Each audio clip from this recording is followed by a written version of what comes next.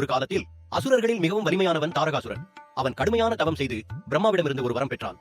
சிவபெருமானின் மகன் மட்டுமே என்னை அழிக்க முடியும் என்ற வரத்தை பெற்ற தாரகாசுரன் அகந்தையுடன் தேவர்களை எல்லாம் அடிமைப்படுத்தி துன்புறுத்தத் தொடங்கினான். தேவர்கள் எங்கு சென்றாலும் அவன் பயம். யாகங்கள் கலைந்தன, தர்மம் குறைந்தது.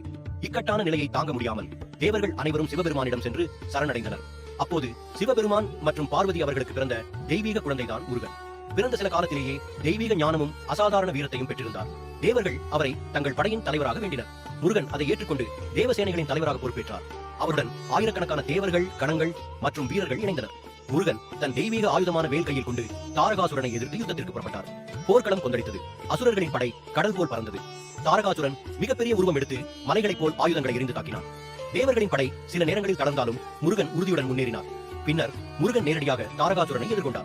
தாரகாசுரன் சிரித்தபடி, "சிறுவனே, என்னை எதிர்த்து போரிட வந்தாயா?" என்று இகழ்ந்தான். ஆனால் முருகன் அமைதியாக இருந்தார். அவர் கண்களில் தீப்தி தெரிந்தது. ஒரு கணத்தில் அவர் தன் வேலாயுதத்தை உயர்த்தி தெய்வீக சக்தியுடன் தாரகாசுரனை நோக்கி எறிந்தார். அந்த வேல் நேராக பாய்ந்து சென்று தாரகாசுரனின் அகந்தையையும் உடலையும் ஒரே நேரத்தில் கிழித்தது. அவன் தரையில் விழுந்தான். தாரகாசுரன் அழிந்ததும் தேவர்கள் அனைவரும் மகிழ்ச்சி அடைந்தனர். முருகனை போற்றி வணங்கினர். முருகன் தெய்வானையை திருமணம் செய்து கொண்டார்.